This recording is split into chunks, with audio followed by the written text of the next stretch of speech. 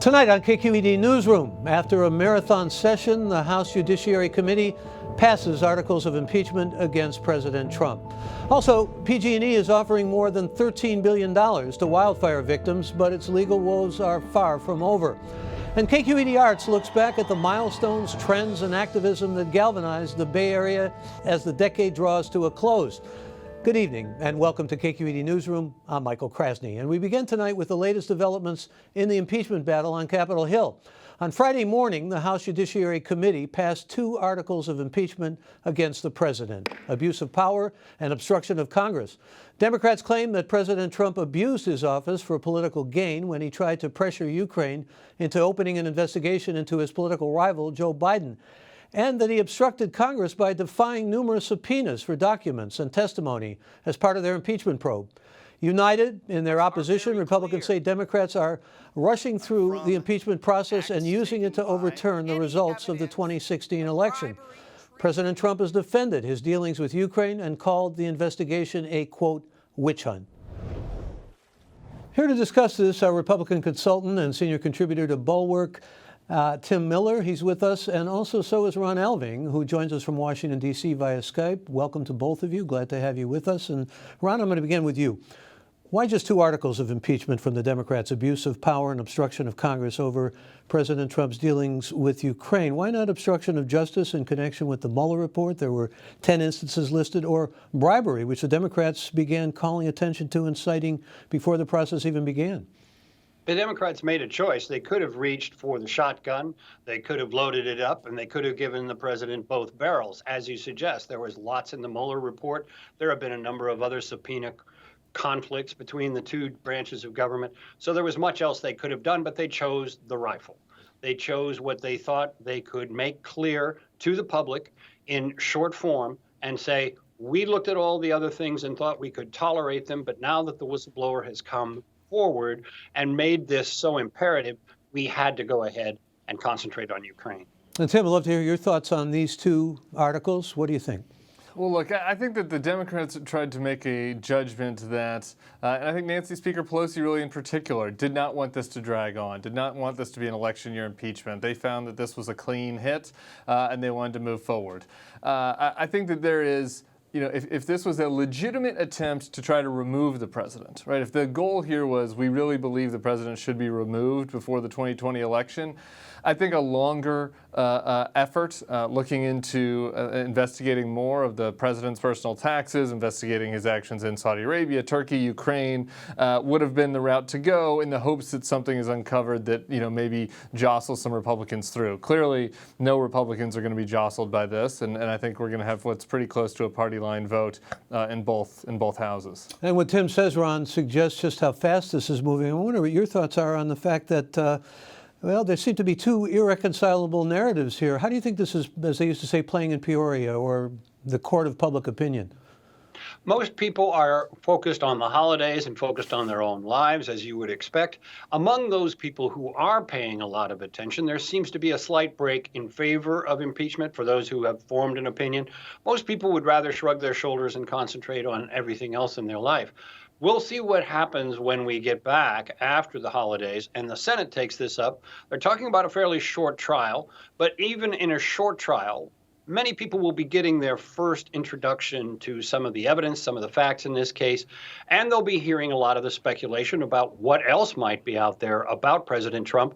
And just today, the Supreme Court has decided to hear the case with respect to the president's withholding of his tax returns. They have already lost, that is, the White House has lost in a couple of appeals courts, but now the case is going to the Supreme Court for review, and we'll see what they decide to do with respect to the president's keeping his tax returns secret when they're under subpoena from several different sources. Well, since you mentioned the Senate trial, I'm curious to know what your thoughts are about Senate Majority Leader McConnell already saying that this is going to come under the White House counsel, at least as far as he's concerned, or under their aegis. They're going to be kind of directing things. He said he was coordinating everything he did with the White House counsel. That would not be normal behavior for a juror, and all 100 senators are sworn in as jurors to decide in this case. So he's going to get some criticism for that. But Mitch McConnell is used to criticism, and he's used to withstanding it. And he is more than glad to take the slings and arrows as long as it means he can be the leader of the Republicans in the Senate, and therefore the leader of the Senate and the closest ally that President Trump has, at least on Capitol Hill.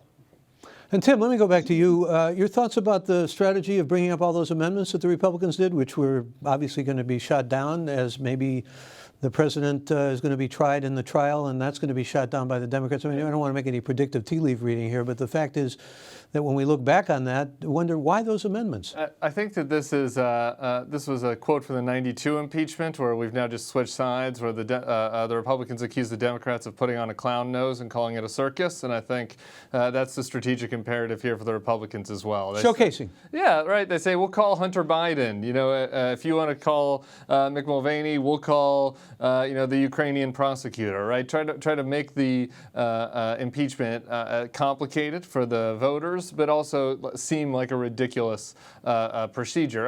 My issue is on the Democratic side.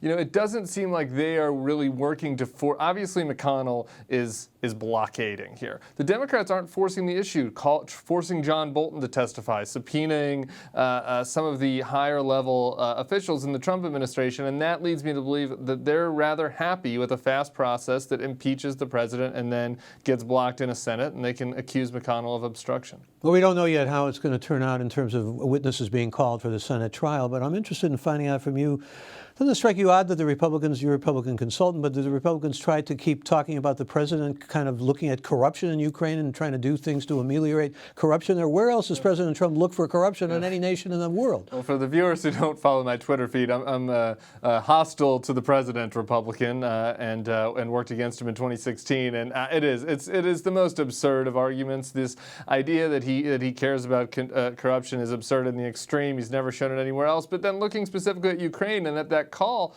he never mentions any corruption in any context besides the Burisma issue and Hunter Biden.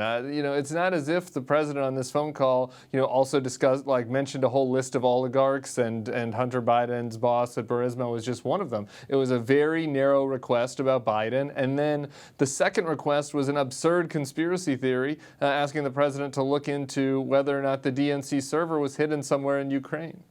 Ron, let me go back to you. There are moderate Democrats who are talking about censure or other kinds of alternatives in swing states, and they face serious problems with the electorates there because they have strong support of President Trump that they have to buck. The Democrats picked up 40 seats in the election in 2018. When you do that, you're suddenly taking over a lot of districts that voted for Donald Trump for president and voted for a Republican for the Congress as recently as 2016.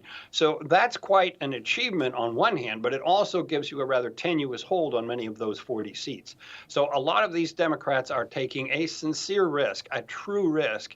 They're probably going to vote for impeachment anyway, but they are going to take their time announcing it. They're going to consult with the people back in their district. They're going to try to think of the very best arguments to put forward for why they're doing this. But they know that many of their voters are going to be uncomfortable with that vote, and they know that this is going to make life more difficult for them in 2020. And speaking about 2020, excuse me, Tim, I just want to follow this up with a quick question for Ron, and that is, what do you foresee in terms of the possibility? I'm thinking about Steve Bannon, the former White House strategist, who said there's a real possibility the Democrats can lose the House majority. Monmouth Pell, for example, showed that things are starting to swing against them to some degree, and Steve Bannon was opining that they'll lose the White House again and they'll lose the House. Well, that would be Steve Bannon's opinion, but I would also say that if President Trump is reelected, that automatically would mean that the pressure would be on the Democrats in their effort to keep control of the House. If the president is being reelected, that should mean good news for Republican candidates up and down the ballot, certainly in the Senate, certainly in the House of Representatives. Yeah, Tim, I know you wanted in here, but the Democrats have a tough time with their messaging, don't they? Big time, particularly on impeachment. I think, right before, I came over here, saw that Representative Ruda in Orange County, and this is a prime example of somebody who's in a tough spot, right? He came out and said he's going to be for impeachment rather than censure. He's representing a district that has been voting for Republicans since the 50s. And so, how do you try to balance voters, people like me who are maybe Mitt Romney voters, who are Republican voters that don't like Trump, that flipped in 2018, Republican who live in Orange County and voted for Representative Ruda. They probably don't want somebody that goes to Washington and is just anti-Republican agenda, pro-impeachment. So he's got to walk a fine line. And on the other hand, I think he's stuck with his Democratic caucus, where you really start to lose support of your Democratic donor base and grassroots base if you don't vote for impeachment. So I think the Democratic voters or Democratic reps in those districts are in a tough spot. Though I do have to say, I think that the Bannon call that the House would actually flip back as it stands today seems to me to be a little bit of a stretch. I think the most likely outcome is the Republicans pick up backup seats. I mean, there are districts like Ruda's in Orange County, but also Oklahoma City, Charleston, places that are very Democrat unfriendly, where they picked up seats last time because of Trump's unpopularity, that they're probably likely to give back. Well, we're going to have to leave it there. Let me thank both of our guests for their expert analysis. Tim Miller, appreciate his being with us. Ron Elving, appreciate your being with us. Thank you so much to both of you. Thank you. Last Friday, PG&E announced it had reached a $13.5 billion settlement agreement with wildfire victims. The deal would resolve claims made against the utility by victims of the 2017 North Bay wildfires, last year's Camp Fire, and other recent blazes. It also marks a turning point in PG&E's efforts to emerge from bankruptcy protection. PG&E has until June 30th next year to tap into a wildfire insurance fund established by lawmakers to help utilities pay for future wildfire claims. Joining me now is KQED politics and government correspondent Marisa Lagos. Welcome to the program. Thanks for having me, Michael. Always good to be with you. And let's talk first about the settlement itself. Who's eligible and how are they going to pay it?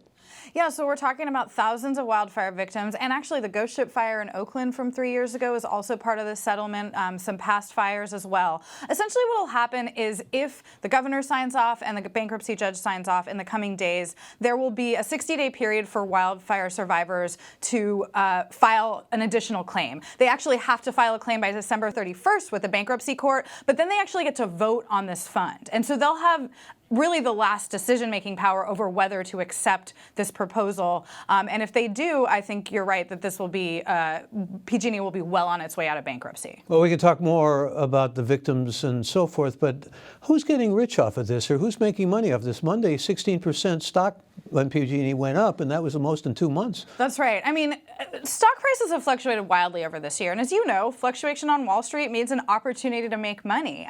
So people who have been trading on the stock have definitely been making money. Interestingly, this settlement is actually offered as half cash, half stock. So victims would actually own 20% of the company if this goes through. But this was also a big win for a group of shareholders that have really been struggling along with PG&E management to maintain control of PG&E when it exits bankruptcy. They've been fighting with bondholders who also obviously are part of the PG&E kind of infrastructure. And they, we've seen a lot of money being made on the stock market and also through the legal fees of this bankruptcy. So it's happening. And I actually have a big story coming out next week that'll kind of detail some of these, some of the ways people are making money on Wall Street. So other than gubernatorial disapproval, what could unsettle, I should say, the settlement here? What could disrupt it? I mean, if victims are not happy with it, that could certainly end the settlement and really spell big problems for PG&E. As I said, they do get a vote. But I think that, this is the biggest piece of this bankruptcy. And previously, there was a lot of concern over the fact that insurance companies had also reached settlements with PG&E. There was a concern that that $11 billion settlement would kind of undercut the victims. I think what we're seeing here, since this number is bigger, is a pretty good likelihood that it goes forward. What about the likelihood of privatization or municipalization? Governor Newsom talked about actually taking over PG&E. Sam Liccardo, mayor of San Jose, has talked about going on a private path toward public utility. Is the settlement really having much impact on that as you see it? I do think that this, if everybody at the table sort of agrees to the framework here, it really undercuts the argument of people like Mayor Liccardo, who would like to see, say, a customer-owned co-op, or even San Francisco, who wanted to buy PG&E's infrastructure. There's a lot of problems with the idea of allowing more urban places that are, quite frankly, bigger customer base and easier to serve because they don't have the same wildfire liability sort of issues to separate from the rest of the grid. And so I do think that this is going to make it a little harder for people who would like to see a drastic change in this company. Although, to be fair, we could still see them, say, broken up into a gas and an electric company, or or even into smaller utilities. But I think the idea of a public power is not going to be as attractive if you have wildfire victims lining up with all these other stakeholders. You saw the LA Times poll? Yeah, I mean, people are definitely not pleased with this company, but I think that they also don't have, there's no consensus among voters or even ratepayers of what they would like to see happen. And I think, honestly, making something public makes a lot of people nervous for a lot of reasons. And FEMA is looking for about a $4 billion payoff on all of this, and the OES is looking for money. I mean, there are a lot of places that are at least trying to some extent to take from the money that's available to victims, and the victims are upset about this. Yeah, I mean, I think that, again, it's not surprising that government entities are going to try to go after a private utility to get back what they feel that they're owed. I think when you end up pitting a FEMA, an Office of Emergency Services, against wildfire victims, it becomes a little more complicated. But the truth is that a lot of the details of where this $13.5 billion goes are still going to be sort of left to a trustee that will be appointed to oversee the fund. And so we don't know if the government will be at all successful, or if, basically individual victims will really see the lion's share. I would guess it would be the latter. We're going to have to wait and see. But in the meantime, they're talking about achieving confirmation of the organization plan in advance of the June 20th, 2020 deadline, and they seem to be on track for that. I think that if everything moves forward, if the governor signs off, if the judge signs off, if the victims sign off, they could actually exit bankruptcy before June. Could you talk about the audit? Yeah, so we saw this week an audit commissioned by the CPUC that essentially said that PG&E had taken $123 million that they were supposed to use undergrounding power lines and used it for other priorities. I think that this is really par for the course with this company. And in some ways, it raises bigger questions about the regulators and state oversight than even PG&E itself. We know that they have always sort of moved around money. We saw that with the San Bruno explosion and their problems with the gas lines. I think the issue here is, does this sort of add more fuel to the fire for critics of PG&E to push more oversight, to push the governor to exercise even more power over the utility? And back to the victims, which I promised we would talk a little bit more about, to find out who's eligible. I mean, they're talking about things like mental anguish. I don't know how people prove the legitimacy of that. Are they even going to pay for funeral expenses? Can you prove the legitimacy of dying because of the wildfire? In some cases, that's pretty ambiguous. Yeah, I mean, there's a lot of claims here. I know one man filed a claim for something like a $200+ million emerald he said he lost in the campfire. That will be up to the trustee that oversees this wildfire fund to sort of sort out. The victims' attorneys will actually have some oversight of that trustee decision. So there's a lot of people involved, and I think that there will be an effort to make sure that the money is spread around as evenly as possible and to the people that need it. And the deadline for filing is when? So the deadline for filing for a claim at all is December 31st, and then in the new year we'll see a 60-day period where the victims who have filed for those claims will be able to essentially exercise their rights and vote on the settlement. Got a little time left, but can you talk about all the effect that this is going to have on the insurance industry? We are seeing huge problems with the insurance industry, a lot of areas where they don't want to actually issue insurance, but they've also gotten paid out a lot in their claims, their subrogation claims against PG&E, and they have reached this $11 billion settlement. So I think there's some open questions about that market and really what the state can do to make it sort of more even moving forward. Likely that PG&E, as a result of the settlement, will move forward on a lot of things that they've been, shall we say, not exactly up to snuff on? Yeah, I mean, I think that that's going to be a key question for the bankruptcy court and for the governor, quite frankly, is beyond the sort of dollars and cents of these bankruptcy settlements, what kind of changes is PG&E willing to put in place moving forward around, their management and the management structure, the safety structure, and again, back to regulators. The CPUC has been sitting on a lot of these problems, and I think there's some real key questions about what control they need to exercise moving forward on safety questions, wildfire safety, and quite frankly, broader safety questions. And blackouts? I don't think those are ending anytime soon. Obviously, we've had a lot of rain lately, so we're not in that situation right now. But again, if they don't make a lot of really significant investments and changes to the way their business is done, I mean, they've warned that those could go on for a decade. The governor doesn't want to see that. Nobody wants to see that. But it's hard because we have had a much more successful season in terms of the loss of property and, of course, life than we did the last 2 years. Marisa, always good to talk to you. Thank you so much for joining us. Thanks for having me, Michael. From the Giants' first World Series victory in 56 years to the deadly ghost ship warehouse fire, the Bay Area has seen a lot of ups and downs over the past decade. Big tech and the gig economy disrupted the traditional workplace. Devastating wildfires brought new urgency and attention to living with climate change. And in 2018, Oakland emerged as a hotbed of filmmaking talent with hits like Black Panther and Sorry to Bother You. The KQED Arts team reviews how the last 10 years have redefined the Bay Area in our turbulent decade. And joining me now is KQED Arts lead editor of the project, Nastya Voinovskaya, and welcome. Thank you. Good to have you with us. And let's begin by finding out how you curated this. I think it's very difficult to pick 10, one from each year, when you have so many milestone or memorable things that happened through the decade.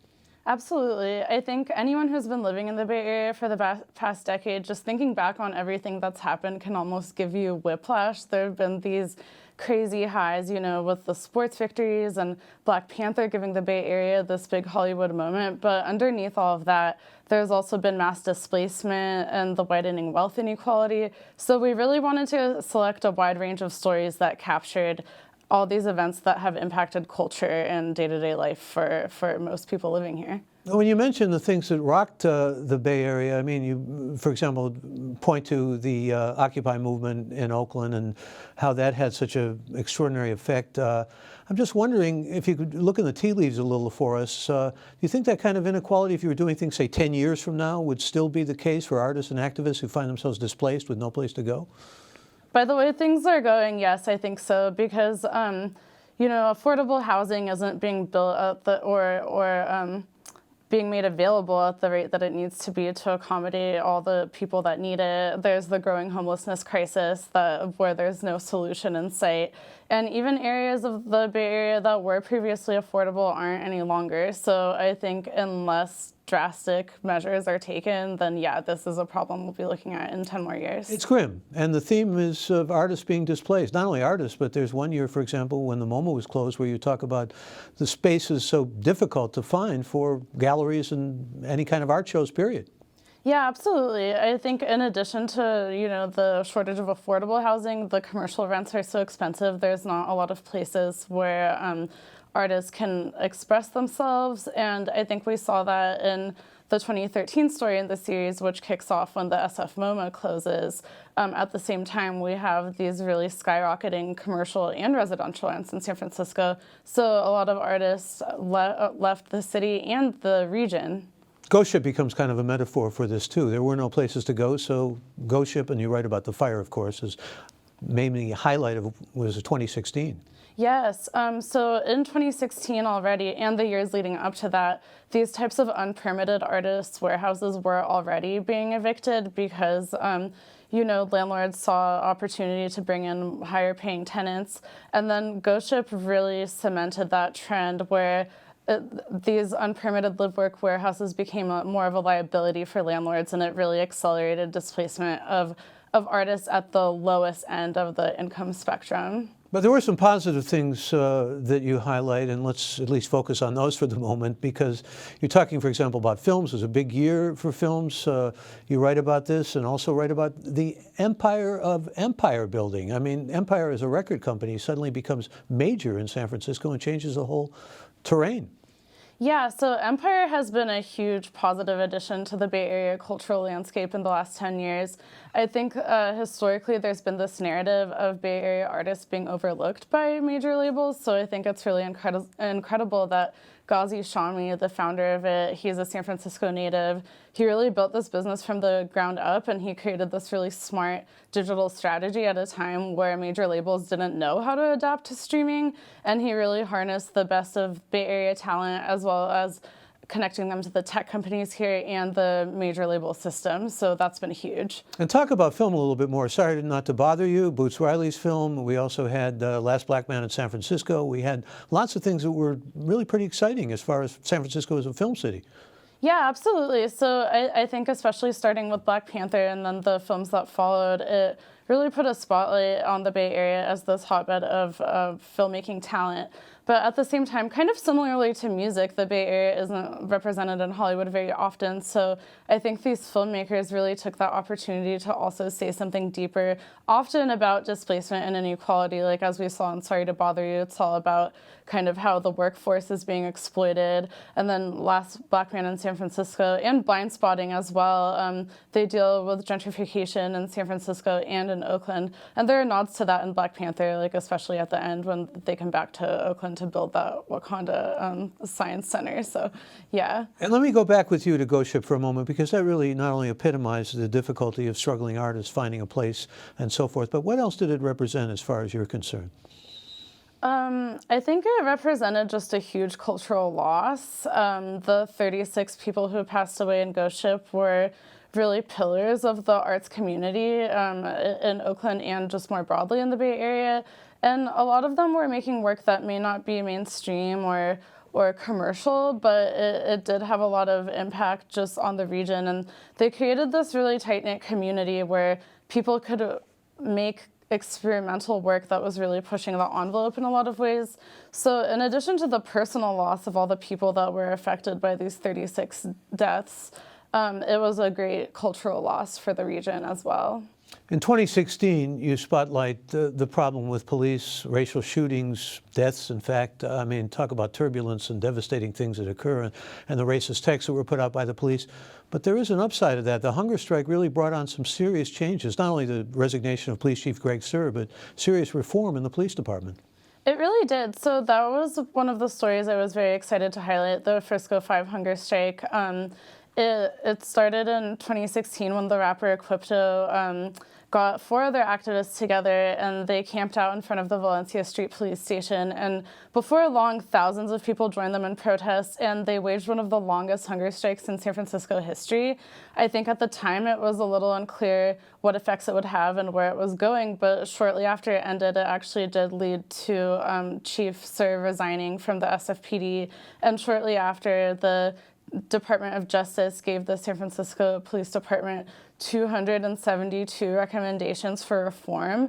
As of now, they've only completed about 10% of them, and although there was a pretty significant drop in officer-involved shootings, especially in 2019, there hadn't been one until a couple weeks ago when there was a non-fatal shooting from SFPD. Well, it certainly has been a turbulent decade, but thank you so much for outlining it for us and for the work your team has done. Appreciate it. Thank you. And that'll do it for us. You can learn more about the milestones and movements that had impact on the Bay Area since 2010 by going to kqed.org/ourturbulentdecade. And as always, you can find more of our coverage at kqed.org/newsroom. I'm Michael Krasny. Thank you for joining us.